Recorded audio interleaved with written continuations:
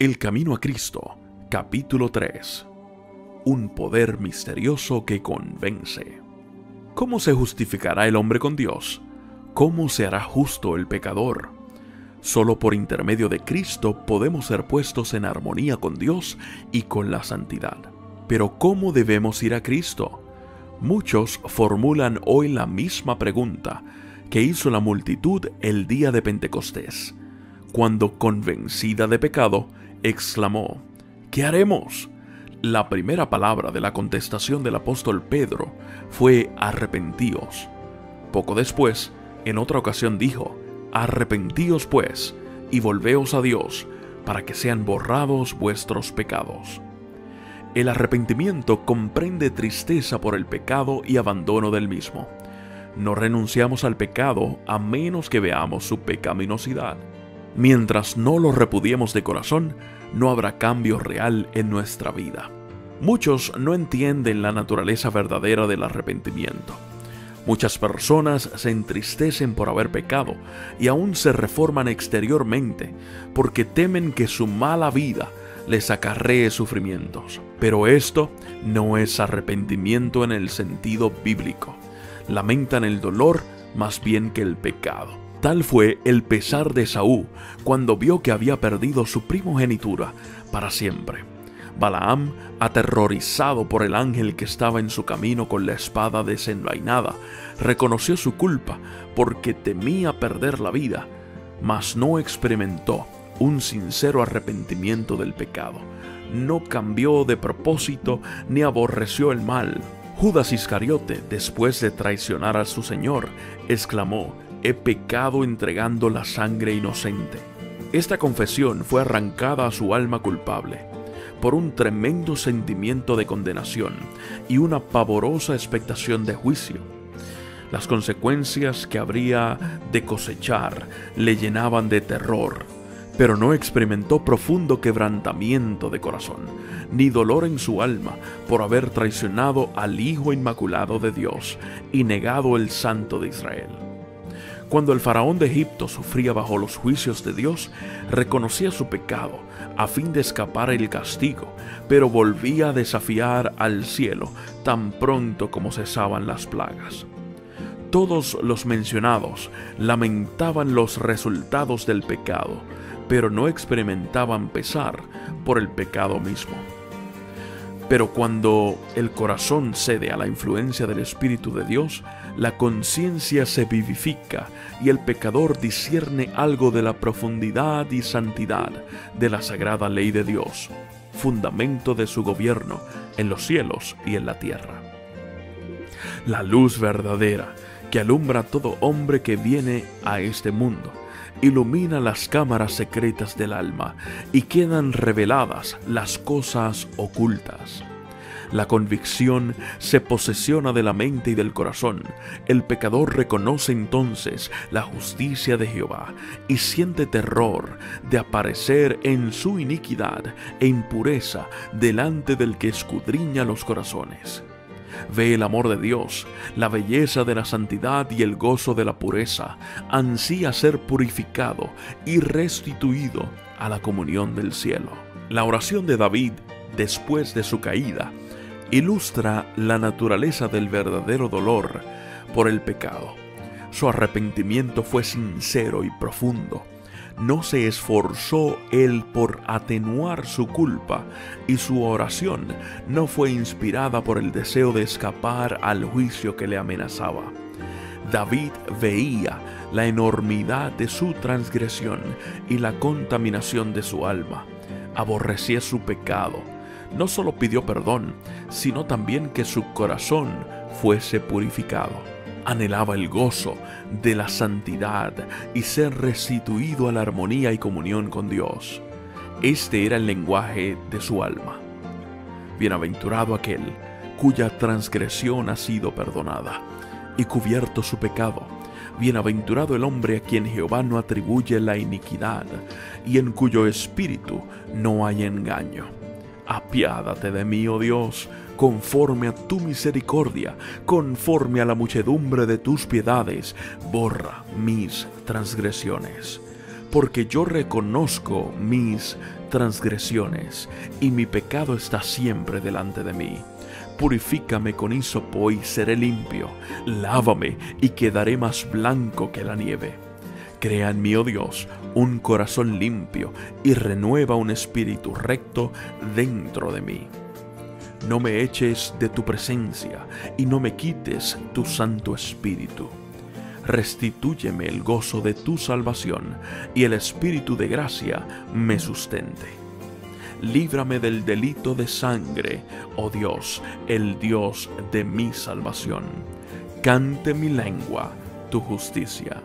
Sentir un arrepentimiento como este es algo que supera nuestro propio poder. Se lo obtiene únicamente de Cristo, quien ascendió a lo alto y dio dones a los hombres. Precisamente en este punto es donde muchos yerran y por ello no reciben la ayuda que Cristo quiere darles. Piensan que no pueden ir a Cristo a menos que se arrepientan primero y que el arrepentimiento los prepara para que sus pecados les sean perdonados. Es verdad que el arrepentimiento precede al perdón de los pecados, porque es únicamente el corazón quebrantado y contrito el que siente la necesidad de un Salvador. Pero para poder ir al Señor Jesús, ¿debe el pecador esperar hasta que se haya arrepentido? ¿Debe hacerse del arrepentimiento un obstáculo entre el pecador y el Salvador? La Biblia no enseña que el pecador deba arrepentirse antes de poder aceptar la invitación de Cristo. Venid a mí todos los que estáis cansados y agobiados, y yo os daré descanso. Mateo 11:28. La virtud que viene de Cristo es la guía a un arrepentimiento genuino. San Pedro habla del asunto de una manera muy clara en su exposición a los israelitas cuando dice: a este Dios le ensalzó con su diestra para ser príncipe y salvador, a fin de dar arrepentimiento a Israel y remisión de pecados. Hechos 5:31. No podemos arrepentirnos sin que el Espíritu de Cristo despierte la conciencia, más de lo que podemos ser perdonados sin Cristo. Cristo es la fuente de todo buen impulso. Él es el único que puede implantar en el corazón enemistad contra el pecado. Todo deseo de verdad y de pureza, toda convicción de nuestra propia pecaminosidad es una prueba de que su Espíritu está obrando en nuestro corazón. Jesús dijo: yo, si fuere levantado en altos de sobre la tierra, a todos los atraeré a mí mismo. Juan 12:32. Cristo debe ser revelado al pecador como el Salvador que muere por los pecados del mundo, y cuando consideramos al Cordero de Dios sobre la cruz del Calvario, el misterio de la redención comienza a abrirse en nuestra mente, y la bondad de Dios nos guía al arrepentimiento. Al morir, Cristo por los pecadores manifestó un amor incomprensible, y este amor, a medida que el pecador lo contempla, enternece el corazón, impresiona la mente e inspira contrición en el alma. Es verdad que algunas veces los hombres se avergüenzan de sus caminos pecaminosos y abandonan algunos de sus malos hábitos antes de darse cuenta de que son atraídos a Cristo. Pero cuando hacen un esfuerzo por reformarse, con un sincero deseo de hacer el bien, es el poder de Cristo el que los está atrayendo. Una influencia de la cual no se dan cuenta obra sobre el alma, la conciencia se vivifica y la vida externa se enmienda. A medida que Cristo los induce a mirar su cruz y contemplar a quien han traspasado con sus pecados, el mandamiento despierta la conciencia, la maldad de su vida, el pecado profundamente arraigado en su alma, se les revela. Comienzan a entender algo de la justicia de Cristo y exclaman: ¿qué es el pecado para que exigiera tal sacrificio por la redención de su víctima? Fueron necesarios todo este amor, todo este sufrimiento, toda esta humillación, para que no pereciéramos, sino que tuviéramos vida eterna. El pecador puede resistir a este amor, puede rehusar ser atraído a Cristo, pero si no se resiste, será atraído a Jesús. Un conocimiento del plan de la salvación lo guiará al pie de la cruz, arrepentido de sus pecados que han causado los sufrimientos del amado Hijo de Dios. La misma inteligencia divina que obra en la naturaleza habla al corazón de los hombres y crea un deseo indecible de algo que no tienen. Las cosas del mundo no pueden satisfacer su ansiedad. El Espíritu de Dios está suplicándoles que busquen las cosas que solo pueden dar paz y descanso, la gracia de Cristo y el gozo de la santidad. Por medio de influencias visibles e invisibles, nuestro Salvador está constantemente obrando para atraer el corazón de los hombres de los vanos placeres del pecado a las bendiciones infinitas que pueden disfrutar en Él. A todas estas almas que están procurando vanamente beber en las cisternas rotas de este mundo, se dirige el mensaje divino. El que tiene sed, venga, y el que quiera, tome del agua de la vida de balde. Apocalipsis 22:17. Los que en vuestro corazón anheláis algo mejor que lo que este mundo puede dar, reconoced este deseo como la voz de Dios que habla a vuestras almas. Pedidle que os dé arrepentimiento, que os revele a Cristo en su amor infinito y en su pureza perfecta. En la vida del Salvador quedaron perfectamente ejemplificados los principios de la ley de Dios y el amor a Dios y al hombre. La benevolencia y el amor desinteresado fueron la vida de su alma. Contemplándolo, nos inunda la luz de nuestro Salvador y podemos ver la pecaminosidad de nuestro corazón. Podemos lisonjearnos como Nicodemo de que nuestra vida ha sido muy buena, de que nuestro carácter es perfecto y pensar que no necesitamos humillar nuestro corazón delante de Dios como el pecador común. Pero cuando la luz de Cristo resplandece en nuestras almas, vemos cuán impuros somos, discernimos el egoísmo de nuestros motivos y la enemistad contra Dios que ha manchado todos los actos de nuestra vida. Entonces conocemos que nuestra propia justicia es en verdad como andrajos inmundos y que solamente la sangre de Cristo puede limpiarnos de las manchas del pecado y renovar nuestro corazón a su semejanza. Un rayo de luz de la gloria de Dios, un destello de la pureza de Cristo que penetre en el alma, hace dolorosamente visible toda mancha de pecado y cubre la deformidad y los defectos del carácter humano.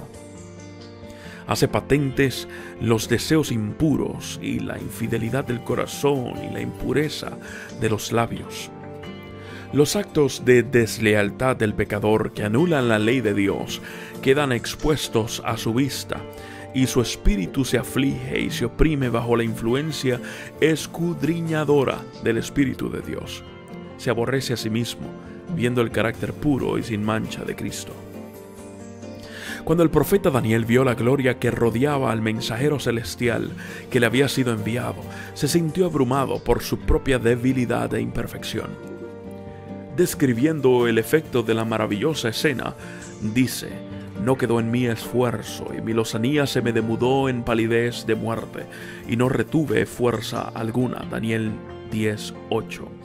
Cuando el alma se conmueve de esta manera, odia el egoísmo, aborrece el amor propio y busca, mediante la justicia de Cristo, la pureza de corazón que está en armonía con la ley de Dios y con el carácter de Cristo. San Pablo dice que en cuanto a justicia que haya en la ley, es decir, en cuanto se refiere a las obras externas, era irreprensible. Filipenses 3:6. Pero cuando comprendió el carácter espiritual de la ley, se vio a sí mismo como pecador, juzgado por la letra de la ley, como los hombres la aplican a la vida externa. Se había abstenido de pecado, pero cuando miró la profundidad de sus santos preceptos y se vio como Dios lo veía, se humilló profundamente y confesó su maldad. Él dice: y yo, aparte de la ley, vivía en un tiempo, mas cuando vino el mandamiento, revivió el pecado y yo morí. Romanos 7:9. Cuando vio la naturaleza espiritual de la ley, mostrósele el pecado en su verdadera deformidad y su estimación propia se desvaneció. No todos los pecados son delante de Dios de igual magnitud. Hay diferencia de pecados a su juicio, como la hay a juicio de los hombres. Sin embargo, aunque este o aquel acto malo puedan parecer trivial a los ojos de los hombres, ningún pecado es pequeño a la vista de Dios. El juicio de los hombres es parcial e imperfecto, mas Dios ve todas las cosas como son realmente. El borracho es detestado y se dice que su pecado lo excluirá del cielo, mientras que el orgullo, el egoísmo y la codicia muchísimas veces pasan sin condenarse. Sin embargo, estos son pecados que ofenden especialmente a Dios, porque son contrarios a la benevolencia de su carácter, a ese amor desinteresado, que es la misma atmósfera del universo que no ha caído. El que cae en alguno de los pecados grandes puede avergonzarse y sentir su pobreza y necesidad de la gracia de Cristo, pero el orgullo no siente ninguna necesidad y así cierra el corazón a Cristo y a las infinitas bendiciones que Él vino a derramar. El pobre publicano que oraba diciendo: Dios, ten misericordia de mí, pecador, Lucas 18:13, se consideraba a sí mismo como un hombre muy malvado, y así lo consideraban los demás, pero él sentía su necesidad y con su carga de pecado y vergüenza vino delante de Dios implorando su misericordia. Su corazón estaba abierto para que el Espíritu de Dios hiciese en él su obra de gracia y lo libertase del poder del pecado. La oración jactanciosa y presuntuosa del fariseo mostró que su corazón estaba cerrado a la influencia del Espíritu Santo. Por estar lejos de Dios, no tenía idea de su propia corrupción, que contrastaba con la perfección de la santidad divina. No sentía necesidad alguna y no recibió nada. Si percibís nuestra condición pecaminosa, no esperéis haceros mejores vosotros mismos. ¿Cuántos hay que piensan que no son bastante buenos para ir a Cristo? ¿Esperáis haceros mejores por vuestros propios esfuerzos? ¿Puede acaso el etíope mudar su piel o el leopardo sus manchas? Entonces podréis vosotros también obrar bien, que estáis habituados a obrar mal. Jeremías 13:23. Hay ayuda para nosotros solamente en Dios. No debemos permanecer en espera de persuasiones más fuertes, de mejores oportunidades o de caracteres más santos. Nada podemos hacer por nosotros mismos. Debemos ir a Cristo tales como somos. Pero nadie se engaña a sí mismo con el pensamiento de que Dios, en su grande amor y misericordia, salvará aún a aquellos que rechazan su gracia. La excesiva corrupción del pecado puede conocerse solamente a la luz de la cruz. Cuando los hombres insisten en que Dios es demasiado bueno para desechar a los pecadores, miren al Calvario. Fue porque no había otra manera en que el hombre pudiese ser salvo, porque sin este sacrificio era imposible que la raza humana escapara del poder contaminador del pecado y se pusiera en comunión con los seres santos. Imposible que los hombres llegaran a ser partícipes de la vida espiritual. Fue por esta causa por lo que Cristo tomó sobre sí la culpabilidad del desobediente y sufrió en lugar del pecador.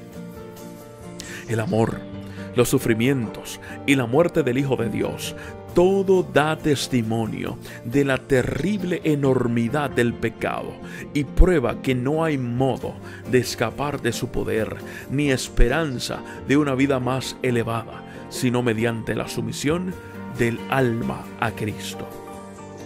Algunas veces los impenitentes se excusan diciendo de los que profesan ser cristianos: soy tan bueno como ellos, no son más abnegados, sobrios, ni circunspectos en su conducta que yo. Les gustan los placeres y la complacencia propia, tanto como a mí. Así hacen de las faltas de otros una excusa de su propio descuido del deber. Pero los pecados y las faltas de otros no justifican los nuestros, porque el Señor no nos ha dado un imperfecto modelo humano, se nos ha dado como modelo al inmaculado Hijo de Dios, y los que se quejan de la mala vida de los que profesan ser creyentes son los que deberían presentar una vida y un ejemplo más nobles. Si tienen un concepto tan alto de lo que un cristiano debe ser, ¿no es su pecado tanto mayor? Saben lo que es bueno y sin embargo rehúsan hacerlo. Cuidaos de las dilaciones. No posterguéis la obra de abandonar vuestros pecados y buscar la pureza del corazón por medio de Jesús. Aquí es donde miles y miles han errado para su perdición eterna.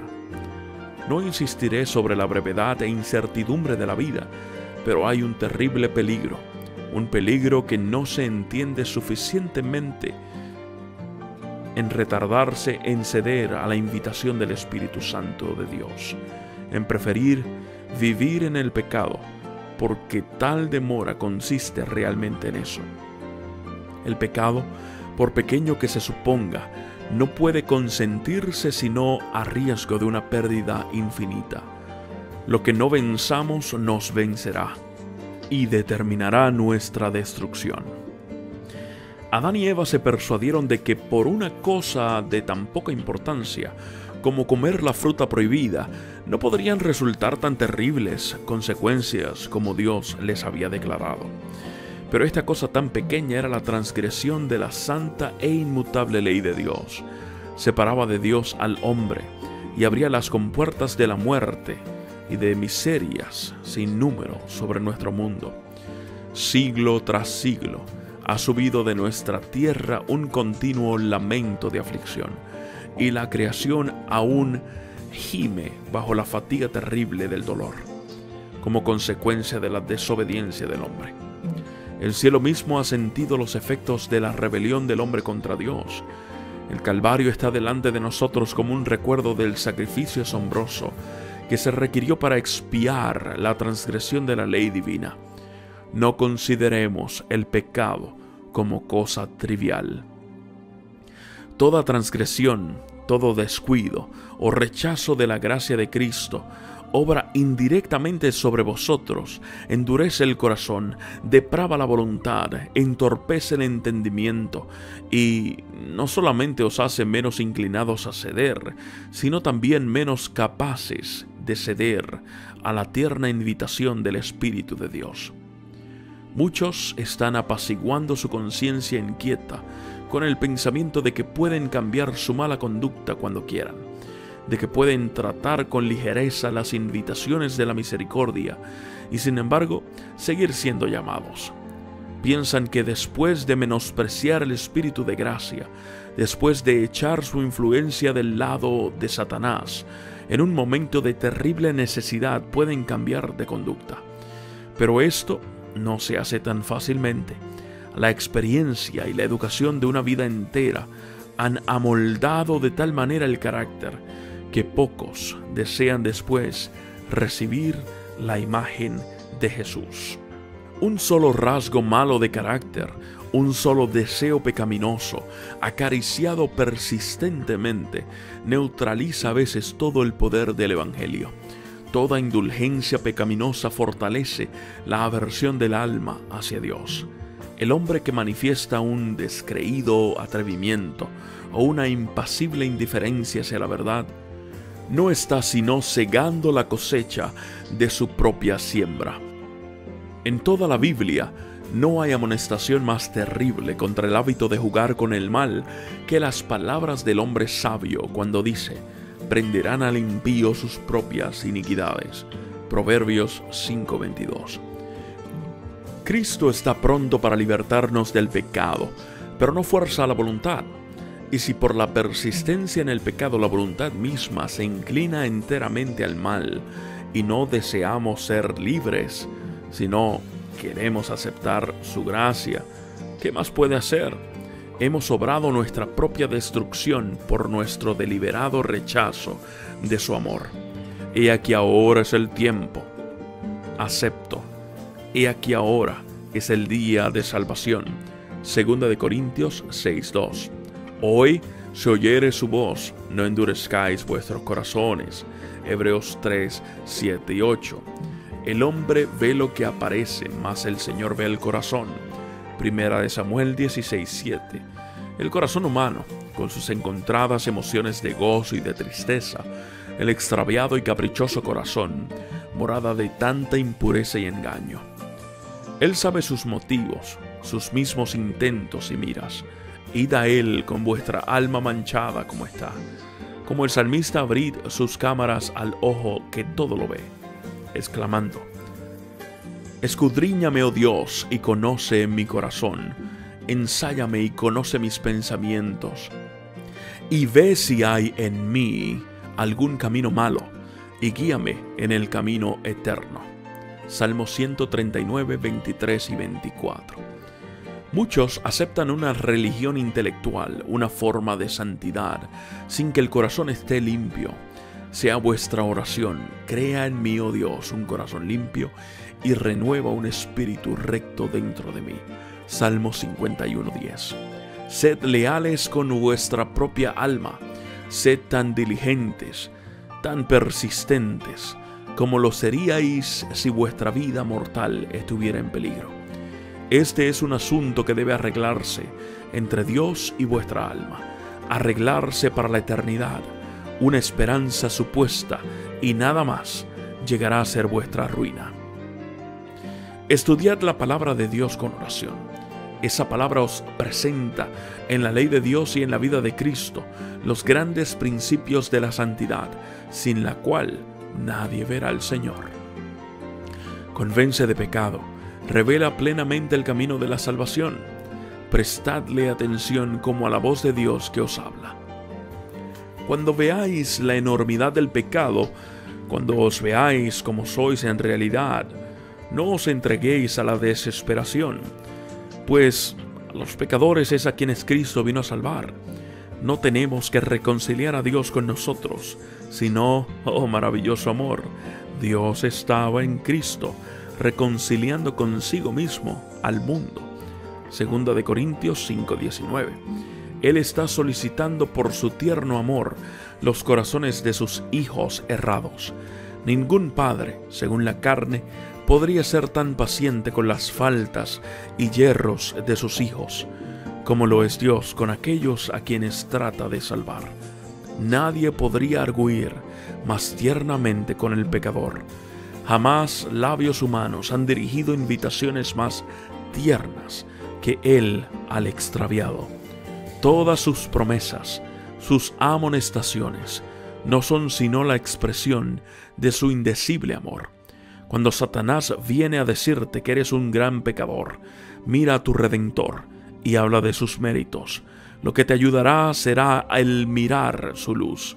Reconoce tu pecado, pero di al enemigo que Cristo Jesús vino al mundo para salvar a los pecadores, 1 Timoteo 1:15, y que puedes ser salvo por su incomparable amor.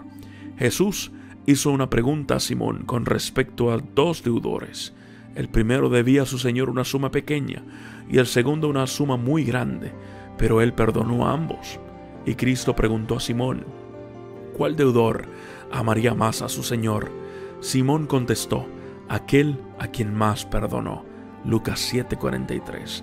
Hemos sido grandes deudores, pero Cristo murió para que fuésemos perdonados.